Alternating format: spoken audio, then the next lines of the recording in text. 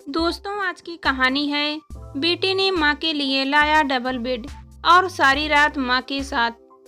कहानी पसंद आए तो वीडियो को लाइक एवं सब्सक्राइब जरूर करना। कुछ रिश्ते ऐसे होते हैं जो ना बताए जा सकते हैं ना छिपाए जा सकते हैं, लेकिन गहराई में उन्हें समझा जाए तो हकीकत से बढ़कर होते हैं। रक्षाबंधन से एक रोज पहले ही मयंक को पहली तनख्वाह मिली थी। सो मम्मी पापा के उपहार के साथ ही वह उसने मुंह बोली बहन चुन्नी दीदी के लिए सुंदर सी कलाई घड़ी खरीद ली थी। सारे पैसे मेरे लिए इतनी महंगी घड़ी खरीदने में खर्च कर दिए या मम्मी पापा के लिए भी कुछ खरीदा? चुन्नी ने घड़ी पहनने के बाद पूछा। सबके लिए खरीदा है दीदी, लेकिन अभी दिया नहीं है। शॉपिंग करने और दोस्तों के साथ खाना खाने के बाद रात में बहुत देर से लौटा था। तब तक सब सो चुके थे। अभी माँ ने जगा कर कहा कि आप आ गई हैं और राखी बांधने के लिए मेरा इंतजार कर रही हैं। फिर आपको जीजा जी के साथ उनकी बहन के घर जाना है। सो जल्दी से यहाँ आ गया, अब जाकर दूंगा। अब तक तो तेरे पापा निकल गए होंगे राखी बंधवाने। चुन्नी की माँ ने कहा, पापा तो कभी कहीं नहीं जाते राखी बंधवाने, तो उनके हाथ में राखी अपने आप से बंध जाती है।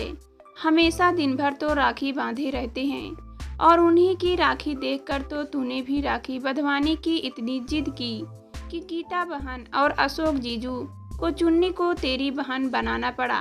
चुन्नी की मम्मी श्यामा बोली, तो इसमें गलत क्या हुआ श्यामा आंटी? इतनी अच्छी दीदी मिल गई मुझे। अच्छा दीदी, आपको देर हो रही होगी, आप चलो। अगली बार आओ तो जरूर देखना कि मैंने क्या कुछ खरीदा है। पहली तनख्वाह से मयंक ने कहा। मयंक के साथ ही माँ बेटी भी बाहर आ गई। सामने के घर में बरामदे में खड़े अशोक की कलाई में राखी देखकर श्यामा बोली, देख बंधवा आए ना तेरे पापा राखी।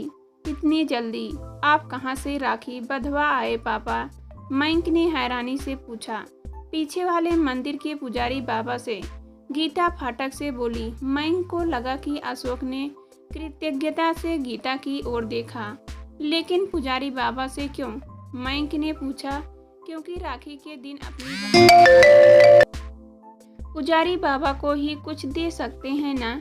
गीता बोली, तू नाश्ता करेगा कि श्यामा बहन ने खिला दिया और आप भी जो चाहो खिला देना, मगर अभी तो देखो मैं क्या लाया हूँ आपके लिए।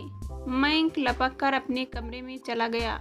लौटा तो उसके हाथ में उपहारों के पैकेट थे, लेकिन उससे बड़ी समस्या तो पुजारी बाबा का नाम लेकर तुमने हल कर दी। अशोक की बात सुनकर अपने कमरे में जाता मयंक ठिठक गया। उसने मुड़कर देखा, मम्मी पापा बहुत ही भावविहीन होकर एक दूसरे को देख रहे थे। उसने टोकना ठीक नहीं समझा और चुपचाप अपने कमरे में चला गया। बात समझ में तो नहीं आई थी, पर शीघ्र ही अपने नए खरीदे स्मार्टफोन में व्यस्त होकर वह सब भूल गया। एक रोज कंप्यूटर, चेयर, टेबल खरीदते हुए शोरूम में बड़े आकर्षक डबल बेड नजर आए। मम्मी पापा के कमरे में थे तो सिरहने वाले पलंग, मगर दोनों के बीच में छोटी मेज पर टेबल, लैप और पत्रिकाएं वगैरह रखी रहती थी। क्यों ना मम्मी पापा के लिए आजकल के फैशन का डबल बेड और साइड टेबल खरीद लें, लेकिन डिजाइन पसंद करना मुश्किल हो गया। सो उसने मम्मी पापा को दिखाना बेहतर समझा। डबल बेड के ब्रोशर देखते ही गीता बौखला गई। हमें हमारे पुराने पलंग ही पसंद हैं, हमें डबल बेड नहीं चाहिए। मगर मुझे तो घर में स्टाइलिंग फर्नीचर चाहिए। आप लोग अपनी पसंद नहीं बताते तो ना सही, मैं अपनी पसंद का बेडरूम सेट ले आऊँगा, मयंक ने दृढ़ स्वर में कहा। गीता रुआसी हो गई और सिर पिटाए से खड़ी अशोक से बोली, आप चुप क्यों हैं? रुकिए ना, इसे डबल बेड लाने से, यह अगर डबल बेड ले आए तो हम में से एक को जमीन पर सोना पड़ेगा, और आप जानते हैं कि जमीन पर से ना आप आसानी से उठ सकते हैं और ना मैं, लेकिन किसी एक को जमीन पर सोने की मुसीबत क्या है? मयंक ने झुंझलाकर कहा। पलंग कितना चौड़ा है कि आप दोनों के साथ मैं भी आराम से सो सकता हूँ। बात चौड़ाई की नहीं, खर्राटे लेने की मेरी आदत की है। मयंक, दूसरे पलंग पर भी तुम्हारी माँ मेरे खर्राटे लेने की वजह से मुँह सिर लपेट कर सोती है। मेरे साथ एक कमरे में सोना तो उसकी मजबूरी है, लेकिन एक पलंग पर सोना तो सजा हो जाएगी बेचारी के लिए। इतना जुल्म मत कर अपनी माँ पर, अशोक ने कतार स्वर में कहा। ठीक है, जैसी आपकी मर्जी, कहकर मयंक मायूसी से अपने कमरे चला गया और सोचने लगा कि बचपन में तो अक्सर कभी मम्मी और कभी पापा के पास सोता था और अभी कुछ महीने पहले अपने कमरे का एयर कंडीशनर खराब होने पर जब फर्श पे गद्दा डालकर मम्मी पापा के कमरे में सोया था तो उसे तो पापा के खर्राटे की आवाज़ नहीं आई थी। मम्मी पापा वैसे ही बहुत परेशान लग रहे थे।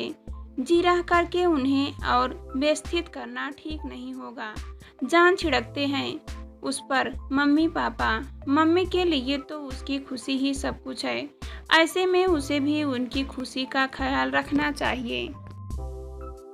उसके दिमाग में एक ख्याल था, अगर मम्मी पापा को आई टैब दिलवा दे तो वे फेसबुक पर अपने पुराने दोस्तों व रिश्तेदारों को ढूंढकर बहुत खुश होंगे। हिमाचल में रहने वाले मम्मी पापा घर वालों की मर्जी के बगैर भागकर शादी करके दोस्तों की मदद से अहमदाबाद में बस गए थे। न कभी स्वयं घर वालों से मिलने गए और न ही उन लोगों ने संपर्क करने की कोशिश की। वैसे तो मम्मी पापा एक दूसरे के साथ अपने घर संसार में सर्वथा सुखी लगते थे।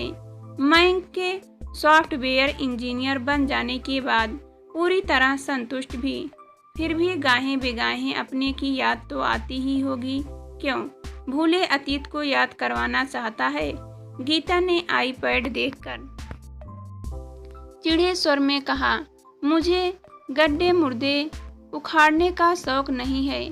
शौक तो मुझे भी नहीं है, लेकिन जब मयंक इतनी चाव से आईपैड लाया है तो मैं भी उतने ही शौक से उसका उपयोग करूंगा। अशोक ने कहा, खुशी से करो, मगर कोई मुझे भूला बिसरा चेहरा मत दिखाना। गीता ने जैसे याचना की, लगता है मम्मी को बहुत कट अनुभव हुए हैं। मयंक ने अशोक से पूछा, हाँ बेटा, बहुत शास्त्रास झेला है बेचारी ने। अशोक ने आह भरकर कहा, और आपने? पापा, मैंने जो भी किया स्वेच्छा से किया। घर वाले जरूर छूटे, लेकिन उनसे भी अधिक स्नेहशील मित्र और सबसे बढ़कर तुम्हारे जैसा प्यार बेटा मिल गया।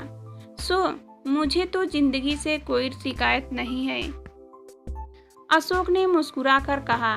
कुछ समय बाद मयंक की अपनी सहकर्मी सेजल मेहता में दिलचस्पी देखकर गीता और अशोक स्वयं मयंक के लिए सेजल का हाथ मांगने उसके घर गए। भले ही हम हिमाचल के हैं, पर वर्षों से यहाँ रह रहे हैं। मयंक का तो जन्म ही हुआ है यहाँ, सो हमारा रहन सहन आप लोगों जैसा ही है। सेजल को हमारे घर में कोई तकलीफ नहीं होगी। जयंती भाई, अशोक ने कहा, सेजल की हमें फिक्र नहीं है, वह अपने को किसी भी परिवेश में ढाल सकती है। जयंती भाई, मेहता ने कहा, चिंता है तो बस उसके दादा दादी की। अपनी परंपराओं को लेकर कर दोनों बहुत कट्टर हैं। हाँ, अगर शादी उनके बताए रीति रिवाज के अनुसार होती है तो वह इस रिश्ते के लिए मना नहीं करेंगे। वैसे तो हम कोई रीति रिवाज नहीं करने वाले थे, पर सेजल की दादी की खुशी के लिए जैसा आप कहेंगे कर लेंगे। गीता ने सहजता से कहा, आप बस जल्दी से शादी की तारीख तय करके हमें बता दीजिए कि हमें क्या करना है। सब सुनने के बाद मयंक ने कहा, यह आपने क्या कह दिया मम्मी? अब तो उनके रिवाज के अनुसार सेजल की माँ, दादी, नानी सबको मेरी नाक पकड़कर मेरा दम घुटने का लाइसेंस मिल गया। गीता हंसने लगी। सेजल के परिवार से संबंध जोड़ने के बाद उनके तौर तरीके और बुजुर्गों का सम्मान करना तुम्हारा ही नहीं हमारा भी कर्तव्य है। गीता बड़े उत्साह से शादी की तैयारियां करने लगी। अशोक भी उतने ही हर्षोल्लास से उसका साथ दे रहा था। शादी से कुछ रोज पहले मेहता दंपति उनके घर आए। शादी से पहले हमारे यहाँ हवन करने का रिवाज है, जिसमें आपका आना अनिवार्य है, जयंती भाई ने कहा। आपको रविवार को जब भी आने की सुविधा हो बता दे, हम उसी समय हवन का आयोजन कर लेंगे। वैसे हवन में अधिक समय नहीं लगेगा, जितना लगेगा लगने दीजिए। और जो समय सेजल की दादी को हवन के लिए उपयुक्त लगता है उसी समय करिए। गीता अशोक के बोलने से पहले ही बोल पड़ी। मेरा मतलब है, माँ तो हमेशा हवन ब्रह्म बेला में यानी ब्रेकफास्ट से पहले ही करवाती है। जयंती भाई ने जल्दी से पत्नी की बात काटी। कहा, ऐसा जरूरी नहीं है। भावना गोधुली बोली, मैं भी हवन करते हैं। सवाल करने का नहीं, बाकी चाहने का है। सो वे जिस समय चाहेंगी और जैसा करने को कहेंगी हम सहर्ष वैसा ही करेंगे। गीता ने आश्वासन दिया। बस हम दोनों के साथ बैठकर आपको भी हवन करना होगा। बच्चों के मंगल भविष्य के लिए दोनों के माता पिता गठ जोड़े में बैठकर यह हवन करते हैं, भावना ने कहा। गीता के चेहरे का रंग उड़ गया और वह चाय लेने के बहाने रसोई में चली गई। जब वह चाय लेकर आई तो सहज हो चुकी थी। उसने भावना से पूछा कि और कितनी रस्मों में वर के माता पिता को शामिल होना होगा। वरमाला को छोड़कर छोटी मोटी सभी रस्मों में आपको और हमें बार बार शामिल होना पड़ेगा। भावना हंसी। अच्छा है ना, कुछ देर को ही सही, भाग दौड़ से तो छुट्टी मिलेगी। दोनों पति पत्नी का एक साथ बैठना जरूरी होगा। गीता ने पूछा।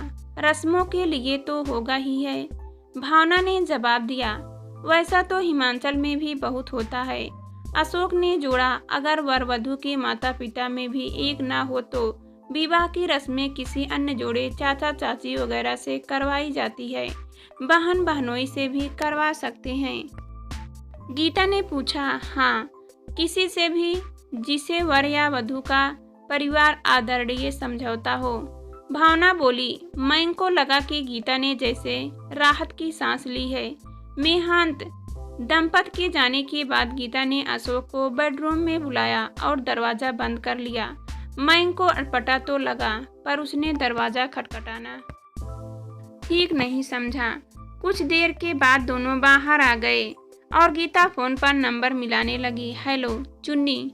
हाँ मैं ठीक हूँ। अभी तुम और प्रमोद जी घर पर हो? हम मिलना चाह रहे हैं। तुम्हारे भाई की शादी है, भाई वगैरह मिले कैसे काम चलेगा? यह तो बड़ी अच्छी बात है, मगर कितनी भी देर हो जाए आना जरूर, बहुत जरूरी बात करनी है। फोन रखकर गीता अशोक की ओर मुड़ी। चुन्नी और प्रमोद दोस्तों के साथ बाहर खाना खा जा रहे हैं, लौटते हुए यहाँ आएंगे। ऐसी क्या जरूरी बात करनी है दीदी से जिसके लिए उन्हें आज ही आना पड़ेगा?